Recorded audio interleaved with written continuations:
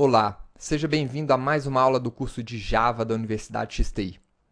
Nessa aula, veremos como hardware e software interagem entre si. Estudaremos a organização dos computadores, os tipos de computadores, para que servem as CPUs. Veremos com um pouco mais de profundidade as linguagens de programação, o funcionamento de compiladores e o que são sistemas operacionais. Na aula passada, nós vimos que os computadores podem realizar uma série de cálculos. Supercomputadores já realizam milhares de quatrilhões de instruções por segundo. Nessa foto, estamos vendo um exemplo de supercomputador. Para colocar essa capacidade de realização de cálculos em perspectiva, um computador de quatrilhões de instruções por segundo, como esse, pode realizar mais de 100 mil cálculos por segundo para cada pessoa do planeta. Na aula passada, nós vimos que a parte física que nós utilizamos, ou seja, o nosso computador, o nosso teclado, o monitor, é chamado de hardware. E os programas que controlam esse hardware, programas esses que podem ser feitos utilizando a linguagem Java, são chamados de software. Mas como está organizado essa estrutura de hardware? Todo hardware tem algumas unidades independente do tipo de hardware, né? Sempre que nós tivermos um computador, ele vai ter algumas unidades de entrada, unidades de saída, unidades de processamento, de memória e de armazenamento. E para que serve cada uma dessas unidades? A unidade de entrada é por onde nós obtemos informações. São exemplos de unidades de entrada: um teclado, um mouse, um scanner para você digitalizar alguns documentos, uma leitora de código de barras. Todos os dispositivos que permitem a você capturar informações do meio externo e levar isso para dentro do computador é considerado uma unidade de entrada. As unidades de saída pegam as informações que o computador processou e coloca em várias saídas, ou seja, você pode pegar uma informação de um texto que foi digitado dentro do computador e exibir isso na tela. Então, a tela é uma unidade de saída. Você pode pegar esse mesmo texto e imprimir ele em papel. Então, as impressoras são unidades de saída. Ou pode ainda reproduzir informações de áudio, por exemplo, em uma caixinha de som. As unidades de processamento, elas, na verdade, é onde acontece a realização dos cálculos, onde você pode efetuar cálculos de adição, de subtração, multiplicação. É onde você coordena e supervisiona a operação das outras unidades. Então, essa unidade de processamento é conhecida como coração, como o cérebro do computador. A memória, a unidade de memória, que é comumente chamada aí de memória RAM, ela é utilizada para um armazenamento e acesso rápido de informações. Nessas unidades de memória, quando você desliga o computador, você, em geral, perde as informações que você armazenou dentro dela. Por isso, essas unidades de memória são chamadas de voláteis. Agora, todo aplicativo, todo programa que está rodando no seu computador está utilizando essas memórias voláteis, ou essas memórias RAM. E você também tem a unidade de armazenamento. As unidades de armazenamento são o que nós conhecemos como HDs, ou disco rígido, né? Então, nessa unidade de armazenamento, mesmo que você desligue o seu computador, a informação continua ali. Então, vamos dar uma olhada aqui em um computador. Nesse computador, nós temos aqui uma unidade de saída, né, o monitor, nós temos uma unidade de entrada aqui, que é o teclado, o mouse, e nós temos aqui o que nós conhecemos como a nossa unidade de processamento. A nossa unidade de processamento, eu vou dividir ela aqui em duas partes, né? Uma primeira parte, que é essa placa grande verde aqui, é conhecida como a placa-mãe, né? Ou o coração do computador. É nela que nós conectamos todos os outros dispositivos do computador. E na placa-mãe, nós temos aqui o cérebro do computador, que é o nosso CPU. Tem muita gente que acha que o CPU é a caixa onde colocamos todos esses dispositivos. Mas a CPU, ela é a unidade de processamento do computador. CPU, na verdade, vem do inglês e significa Central Processing Unit. Ainda que nessa estrutura do computador, nós temos uma fonte de energia, nós temos a memória, né, a nossa unidade de memória, então essas plaquinhas aqui são as nossas memórias RAM, e nós temos aqui também o nosso HD, que é a nossa unidade de armazenamento. Essa imagem apresenta para a gente um modelo de processador, um modelo de CPU. Então, nós temos vários modelos de processadores. Daqui a pouco veremos um pouco mais aprofundadamente. Temos aqui um exemplo de memória RAM, né, que é a nossa unidade de memória.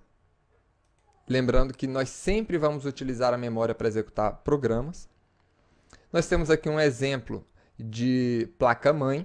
Então, aqui nessa área aqui é onde nós colocaríamos o nosso processador, a nossa CPU. E a placa-mãe, como vocês podem ver, né, ela tem uma série de entradas para a gente poder plugar outros dispositivos. Nós temos aqui um exemplo de HD, né, ou Hard Disk, que é a nossa unidade de armazenamento. E será que todos os computadores têm essa estrutura, têm todas essas unidades? Nós temos aqui uma imagem de um notebook. Será que o notebook tem todas essas unidades dentro dele também? Sim.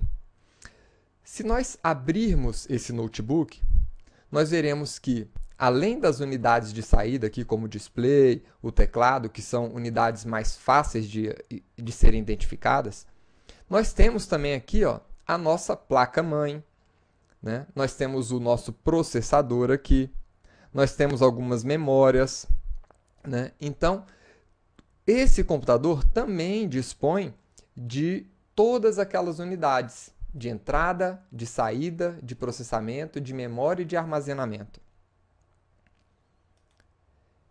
E em um BlackBerry, ou um celular, um dispositivo menor? Também, se nós abrirmos esse BlackBerry, nós vamos ver que ele tem o dispositivo, aqui a unidade de saída, né? A unidade de entrada, o tecladinho dele aqui. Nós temos aqui a nossa placa-mãe também, né? Nós temos bateria. Então, você vai identificar aqui que também nesses dispositivos menores nós vamos encontrar a unidade de entrada, a unidade de saída, de processamento, de memória e de armazenamento. Agora, e em um iPad, um tablet, nós vamos encontrar a mesma estrutura. Aqui está novamente a placa-mãe, né? Nós temos dentro dessa placa-mãe aqui o nosso processador e todos os outros dispositivos ali, todas as unidades de um computador. Agora a pergunta que vem é: você vai me dizer, Ricardo, que dentro de um cartão de crédito eu tenho todas aquelas unidades? Afinal, um cartão de crédito, um smart card, também é um computador.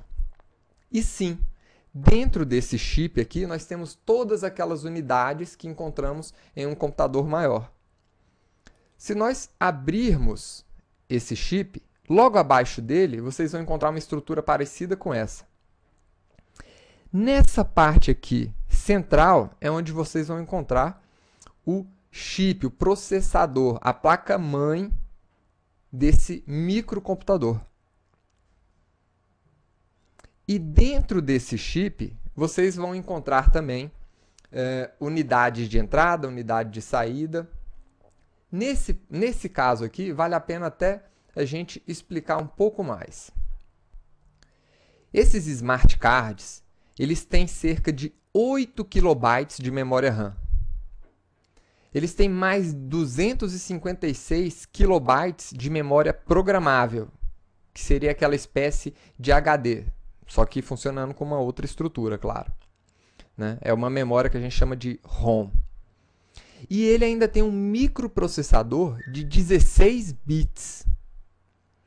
A unidade de entrada e a unidade de saída, na verdade, acontecem através de uma interface serial. E esse chip, esse microcomputador, ele recebe energia do leitor do cartão. Então, vendo esse microcomputador de uma outra perspectiva, nós teríamos aqui uma série de camadas. Você poderia ver que essa área de contato, né, sendo ligada aqui diretamente no chip, né? Então, sim, o chip também é um computador com todas aquelas unidades. Agora, o que são, na verdade, essas CPUs? Né? Essas CPUs, ou Central Processing Unit, ou Unidade Central de Processamento, a função principal das CPUs, e aqui eu vou mostrar novamente a imagem da CPU, né? A função principal delas é executar sequências de instruções que nós chamamos de programas. Então, os programas, eles são representados por uma série de números que são mantidos na memória do computador. Então, a linguagem que a CPU entende, e nós temos vários tipos de CPU, essa aqui, por exemplo, é um exemplo de CPU do iPhone. E eu tenho aqui uma mini CPU, né, utilizada ali nos smart cards e em outros dispositivos menores. Então, a linguagem que esse equipamento, que o coração do computador entende, é chamada de linguagem de máquina. Então, os programas feitos nessa linguagem são escritos na forma binária, ou seja, usando 1 e 0. Só esses dois caracteres. Esses números, eles representam os valores físicos ligado e desligado, baixa e alta tensão. Como esses dispositivos funcionam com energia elétrica, então esses são os únicos valores físicos que eles conseguem entender. Então, como esse processador ele é um dispositivo digital, ele vai acabar reconhecendo apenas informações binárias. Então, tudo que o processador processa, música, vídeos, programas, tudo está no formato binário, ou seja, é composto de zeros e uns. Então, se a gente estivesse visualizando aqui um programa de computador, na forma que ele entende, né, todos os elementos, tudo que está sendo construído dentro do computador é com esses caracteres, 0 e 1. Agora, imagine a dificuldade de se programar, né, de se fazer um programa utilizando apenas 0 e 1. A chance de você fazer alguma coisa errada, de esquecer um 0, esquecer um 1 ali no meio do caminho é muito grande. Então, é por isso que as linguagens elas evoluíram, né, e você pode ficar tranquilo. Java é muito mais fácil de programar do que em 0 e 1. Agora, por enquanto, nós vimos apenas a parte do hardware. Vamos trabalhar aqui, vamos entender um pouco mais sobre os programas de computador. Os programas de computador, eles são escritos em linguagens de programação. E nós temos alguns tipos de linguagem de programação. Nós temos a linguagem de máquina, a linguagem assembly e a linguagem alto nível. Eu vou mostrar uma outra imagem aqui para vocês, né?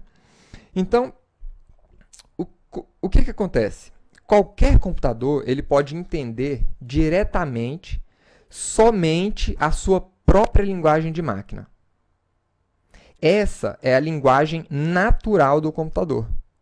Tá? Então, essa linguagem ela vai ser definida pelo design do hardware, pelos dispositivos que você tem ali, qual o processador que você está utilizando no seu computador. Tá? E essa linguagem, como já foi dito, ela é representada pelos caracteres 0 e 1. Pode ser representado por outros números também, mas no final das contas, né, o que o computador vai entender vão ser esses caracteres. Então, as linguagens de máquina elas são dependentes da máquina que você está usando. Então, uma linguagem particular de máquina ela pode ser utilizada apenas em um tipo de computador. E como vocês podem ver, programar nesse tipo de linguagem é muito complicado para os seres humanos, pelo menos para os meros mortais. A programação na linguagem de máquina ela era um processo muito lento. Por incrível que pareça, algumas pessoas já programaram nesse tipo de linguagem no passado. Tá? E, em vez de utilizar as strings de números que os computadores poderiam entender diretamente, os programadores começaram a utilizar abreviações em inglês para representar operações elementares. Essas abreviações formaram a base do que a gente chama de linguagem assembly. E, como essa linguagem ela não é entendida diretamente pelo computador, foi necessário que os programadores criassem programas para traduzir essa linguagem, chamada de assemblers, né, em linguagem de máquina, para que o computador pudesse reconhecer.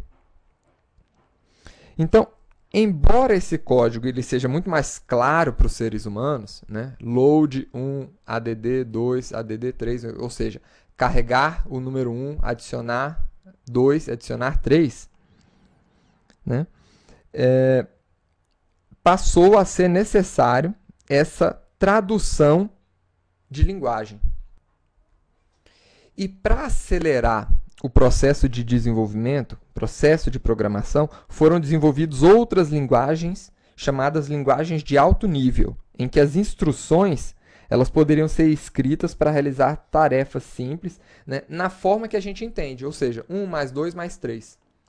Então, todas esses três tipos de instruções que nós estamos vendo aqui, representados aqui em linguagem de máquina, em linguagem assembly, em linguagem de alto nível, né, é a tradução em programas de computador para essa seguinte instrução aqui que nós vemos em português. Guarde o valor 1, acrescente ao valor 1 o valor 2, acrescente ao valor 2 o valor 3 e assim por diante. Né? Então, nas linguagens de alto nível, como é a linguagem Java, essa instrução seria o suficiente para efetuar essa operação que se quer aqui. Enquanto que a máquina ela precisaria desse código para efetuar a mesma operação. Nesse ponto, eu gostaria de apresentar para vocês um vídeo que mostra um pouco sobre como é que funciona esse processo, né, de tradução. Imagine o seguinte. Imagine que você obteve um texto em japonês e você não conhece esse idioma, mas felizmente você tem um colega japonês que pode te ajudar. Você poderia se encontrar com esse seu amigo e pedir que ele lesse para você o que está escrito no texto. Isso resolveria o problema. Mas se você tiver a intenção de ler o texto novamente, em outra ocasião, teria que chamar o seu amigo de novo, o que definitivamente não faria ele feliz. Uma outra opção melhor, nesse caso, seria pedir ao seu amigo que escrevesse uma tradução do texto para você. Uma vez de posse do texto em português, você poderia relê-lo quantas vezes quisesse, sem precisar traduzir novamente aquele texto. Então, aqui nós vemos o seguinte: qual é a tradução que é necessária para o computador entender esse código? Nenhuma. E para o computador entender esse código em assembly? Você vai precisar de um tradutor assembly para converter esse código nesse tipo de código. E nas linguagens de alto nível? Você vai precisar de um tradutor chamado compilador que converte essas instruções em alto nível para as instruções em código de máquina. Então, o que o compilador faz é muito parecido com esse trabalho de tradução que um japonês poderia fazer para o idioma português. Ele traduz um programa escrito em uma determinada linguagem de programação para a linguagem de máquina. E depois da compilação, você obtém um programa que o computador sabe executar por conta própria, sem precisar mais do compilador. Ou seja, você obtém um programa executável naquela máquina. Então vamos ver aqui essa animação bem rápida, né, que está aqui no site comoaprenderjava.com, que é um site de um colega meu, e que apresenta de forma também muito didática esses conceitos iniciais aqui para quem está começando a programar em Java. Então você tem um programa e o compilador C vai começar o seu trabalho. Ele vai criar um arquivo executável em linguagem de máquina vazio e vai ler a primeira linha do programa que ele está convertendo. Vai traduzir essa linha para a linguagem de máquina e escrever o código de máquina traduzido para a linguagem de máquina. Vai ler a segunda linha, fazer a tradução e escrever novamente no arquivo que vai virar o programa final. E, por fim, vai ler a última linha de código e imprimir a tradução novamente naquele arquivo. No final, né, você vai ter esse arquivo pronto e você não vai mais precisar do compilador, porque o compilador vai entender diretamente, junto com o processador, esse programa que foi criado. Porém, esse arquivo não pode ser executado por outros processadores que não compreendem a mesma linguagem. Ou seja, imagina que você vai agora querer rodar esse programa em um outro computador. Isso não é possível, né? Para isso, aquele programa original ele vai ter que ser compilado novamente nesta outra máquina. Então, aqui está sendo apresentado o processo para construir esse programa agora para uma outra máquina, representada aqui pelo IA64. Então, é assim que funciona o trabalho dos compiladores. Na próxima aula, nós vamos aprender como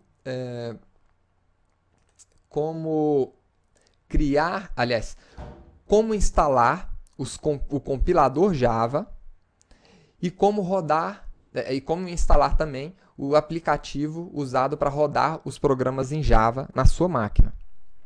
Tá?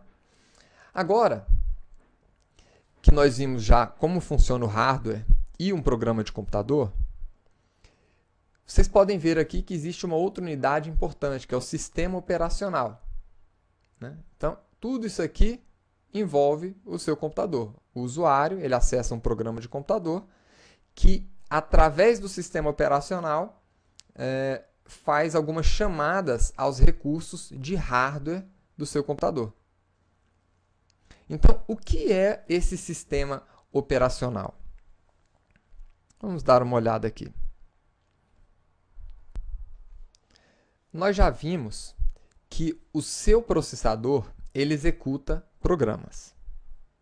E os processadores entendem apenas os programas construídos na linguagem de máquina daquele computador.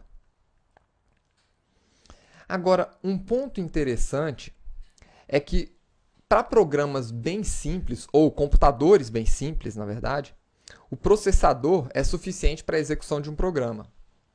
Então, por exemplo, no seu micro-ondas, você pode construir um programa que acesse diretamente aqueles recursos, aqueles dispositivos do equipamento, do micro-ondas. Mas imagine um computador mais complexo, né? A maioria dos computadores é bem mais complexa do que um micro-ondas. Pense aí nas centenas ou milhares de modelos diferentes de discos rígidos, de placas de som, de placas de vídeo, né? Placas de redes, monitores. Então você tem vários tipos de dispositivos que você pode plugar nesse seu computador. Então, se você tivesse construindo um programa que precisasse acessar uma placa de vídeo para mostrar alguma informação, né, só isso você já precisaria entender como é que aquela placa de vídeo funciona, quais são os comandos daquela placa de vídeo. E se esse seu programa tivesse que suportar vários modelos de placa de vídeo, né, a complexidade do seu programa ia aumentar consideravelmente. Agora, imagine que além das placas de vídeo, você tivesse que gerenciar memória, disco rígido, a placa de rede. A complexidade desse seu programa seria absurda. Então, é para isso que servem os sistemas operacionais.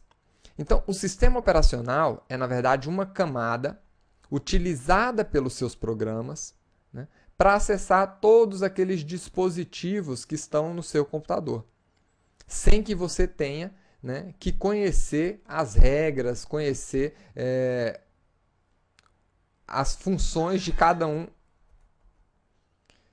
Então, com o sistema operacional, fica muito mais simples a sua programação. Você simplesmente fala que quer imprimir alguma coisa na placa de vídeo, independente da placa de vídeo que está instalada no seu computador, o sistema operacional executa aquela operação para você.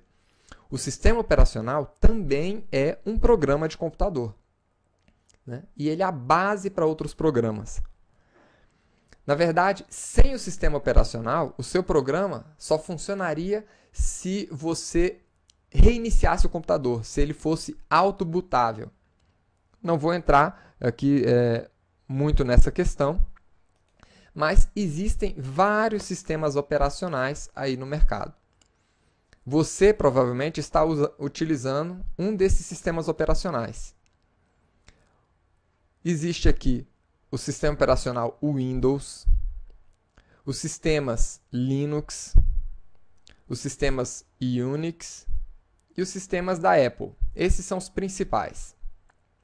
Aqui em cima eu estou apresentando alguns sistemas operacionais de dispositivos móveis. Nós temos aqui o Android, o BlackBerry, o Windows Mobile, o sistema operacional do iPhone, né, e o Symbian OS. Então esses aqui são exemplos de sistemas operacionais para celulares, para tablets, né, para Blackberries. E aqui embaixo, nós estamos vendo alguns sistemas operacionais baseados em Unix, como é o Solaris, e outros aqui baseados no Linux. Então, pessoal, essa aqui é foi uma rápida introdução à organização dos nossos computadores e como funcionam as linguagens de programação. Vejo você na próxima aula, tá? E na próxima aula nós vamos aprender como instalar o compilador Java, a JVM, né, o programa para executar um programa em Java, e como é que a linguagem Java funciona de verdade. Até lá, pessoal!